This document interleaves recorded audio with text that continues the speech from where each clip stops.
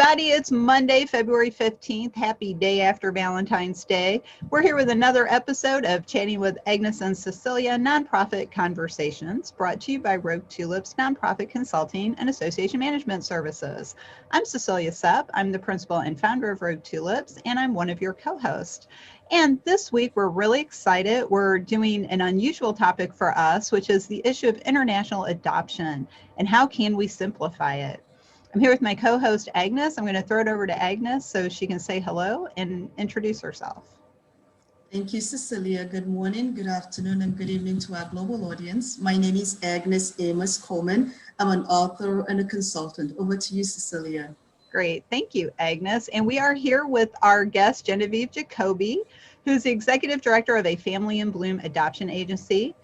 And this topic is near and dear to our heart here at Rogue Tulips because Agnes has been in the midst of an international adoption, she and her family, for over 2 years. And she is getting close to the end of her adoption journey, and Genevieve has been helping her. So welcome, Genevieve. Would you like to say hello?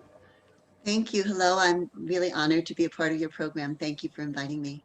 Oh, great. Well, thank you for joining us because this issue is near and dear to our heart because of Agnes's personal experience with international adoption and seeing the need in many areas for this to be simplified.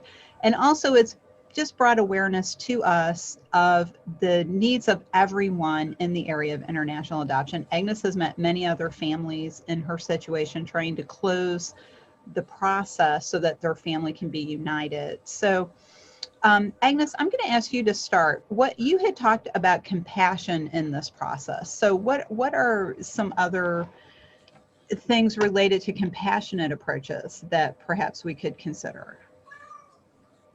For me, having gone through this experience and as well having the privilege of talking to other families, it's not just, of course, compassion is the key. It's the umbrella word for us as adopted families, but we're looking at compassion from the agencies that we're dealing with and compassion in how they listen to our issues.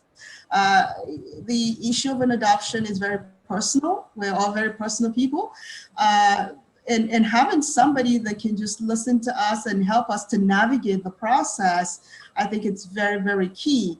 We don't want to have to feel as American citizens that our country is advocating against us instead of for us. And in this journey, we're beginning to sense that as families. I'm very thankful that I'm beginning to see a light at the end of the tunnel on this journey, but there's a lot of other families. In fact, I just spoke to one of them this morning who are still going through this process and they want to come home. They're Americans and we need to listen to them. So we need to talk, we need to have a discussion with government agencies, all the stakeholders involved on how to help us simplify this process. And Genevieve provides a very good insight for this because this is what she does. And she's very well connected, more than I would ever be, Cecilia. So, well, thanks, Agnes. And so Genevieve, that's a great lead into input from you on this process. You work with many families, including Agnes's. So, what's your take on this situation? International adoption is very complicated. Where are some areas where you think it could be simplified? I'm also an adoptive parent of 2 children adopted internationally about 20 years ago. My oldest children came first, and I have a bio son who's 13. So I've seen over time the developments in international adoption. It has become so complicated. When you say simplify the process, it does not need to be this complicated. What the families like Agnes don't see, and why would we be spending a lot of time focusing on that? We want to be compassionate and joyful for them, is the amount of paperwork and regulations that we need to go through. No one is doubting that families need to be well assessed and that there are many important steps in the process. But just in the last 2 years in our own state, the home study list has doubled from 20 items to 40. We do about 10 different clearances on families, including items that only I as the director can access. It has gone way over the top and it's not needed. At the end of the day, you make professional judgments as professionals about a family and you believe in them and you support them on this journey. But it is just taken so much longer. I just will give you one example. When I adopted my children, from the time we were matched, which wasn't very long, a few months, it took a month to get the message to go over and bring our child home. Now families wait years to be matched with children, and then it can take them years to bring them home. Of course, who pays the biggest price? It's the children and then the families. Right. And so, well, what's the motivation behind this increase in complications? And I say increase in complications because there's a difference between complex and complicated. Complex is many parts. Complicated is harder than it needs to be. So, Genevieve, what is your insight into that? What's motivating this complication in the process? To me, it feels like government gone amok, out of control. Okay.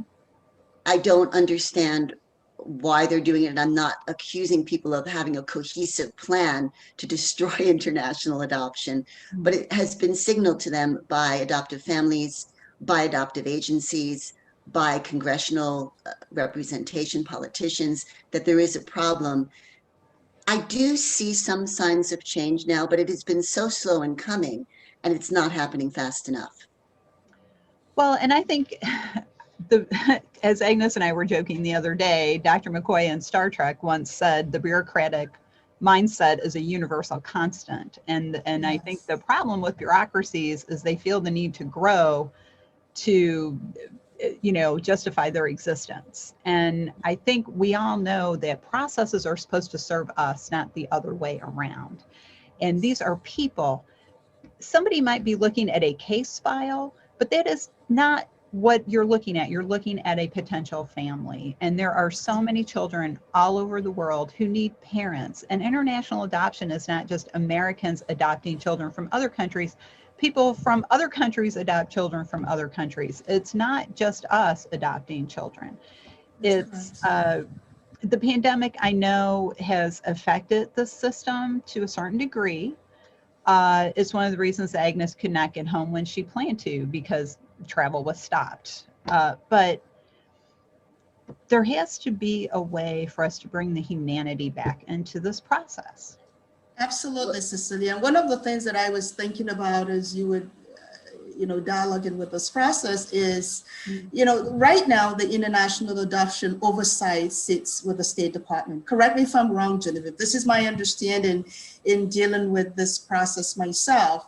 And I'm beginning to wonder whether the State Department is not the right place for international adoption to sit, because the State Department is huge. They have all different business areas, and international adoption is getting lost in there. So I'm wondering whether the government itself, as they listen to our show, this is an opportunity to reflect on their structure and begin to look at a better structure for where international adoption sits, and to begin to look at a much more compassionate element like the human services. I'm just suggesting that, throwing that out. I'm not sure whether that's applicable, but this is something they need to do and rethink how it's done, and then begin to look at least start from that point on, and then begin to look at how they can simplify it. Yeah. So Genevieve, that's a great suggestion Agnes has about moving international adoption to Health and Human Services, because what's more human than putting a family together? What do you think about that? Possibly suggesting this to the State Department?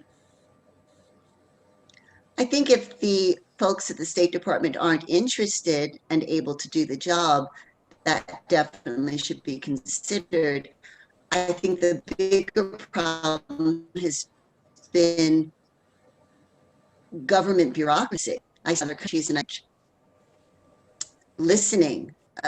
What people need to remember, and I don't want to be too partisan here, but we as taxpayers fund government to do certain services. And if they are not able to deliver, then there is a problem.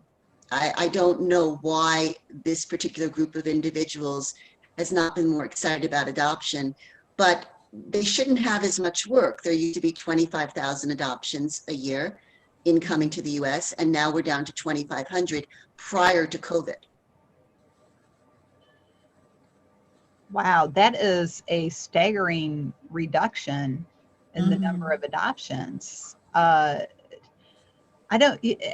think simplifying it should be really the agenda item. I know Agnes feels that way because she's going through it personally, but seeing it from the cheap seats, as we like to say in the United States, I see a lot of complexity where I shouldn't say complexity, complication where it doesn't need to be.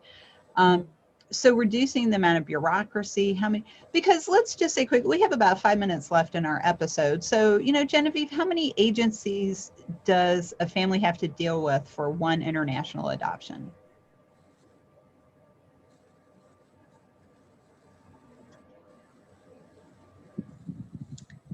So for this case, for example, she has a home study agency.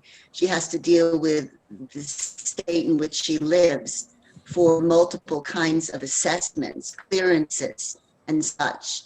She needs to have a primary provider like our agency that is supervising the adoption.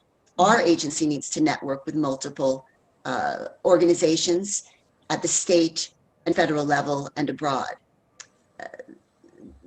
We also are accredited. She's not seeing that directly, but that uses a lot of our agency's time to maintain the regulations to do this work.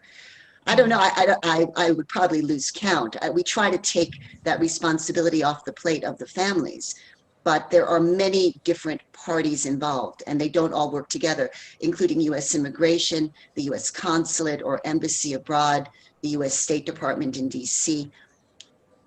There are a lot of people involved in international adoption, but when there's the will, there's a way, and there are countries and embassies where it flows very, very smoothly, and others where it does not at all. For example, I will just tell you this morning, I reached out to a foreign government that has encouraged us or allowed us to send some family applications there. And when I drafted a case with them, they told me that there would be a 10-year waiting list for them to match children.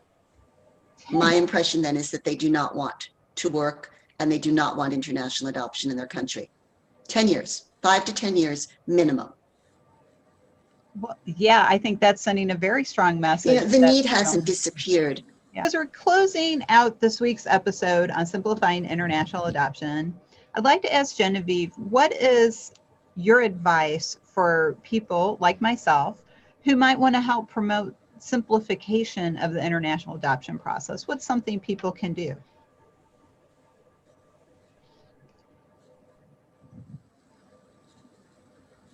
I think speaking up to international adoption could make a big difference for individuals like Agnes and families and children around the world. So basically speak up, tell other people, talk to your Congress people, send letters to the White House, send letters to the State Department, or if you're like me and have too much access to social media, you can send out notes and videos about your friend's situation and the people around the world who are trying to put families together, because that's really what this comes down to. Any adoption, whether it's domestic or international, is we're trying to create families. We're trying to connect people who want to help children grow into wonderful adults and children who want parents to guide them. So let's keep that in mind, folks, as we're looking forward at adoption of all kinds. So we have to go rogue for now. We really want to thank our guest, Genevieve Jacobi of A Family in Blue Adoption Agency, for joining us today and sharing her viewpoint of the process. And we also want to thank her for helping Agnes put her family together. Thank you, Genevieve. Thank you, Genevieve. And thank you, Agnes. Thank you for sharing your personal story. Thank you. And we're going to go rogue for now. We'll be back next time with another episode of Chatting with Agnes and Cecilia. In the meantime, learn more about our consulting company, Rogue Tulips, at roguetulips.com. We also support the 501c League, which is a virtual membership organization for everyone in the nonprofit community and the people who love them. The 501c League is a leader in CAE development to help protect the integrity of our profession. You can check out the league at the 501cleague.net. Thanks again, and we will see you next time.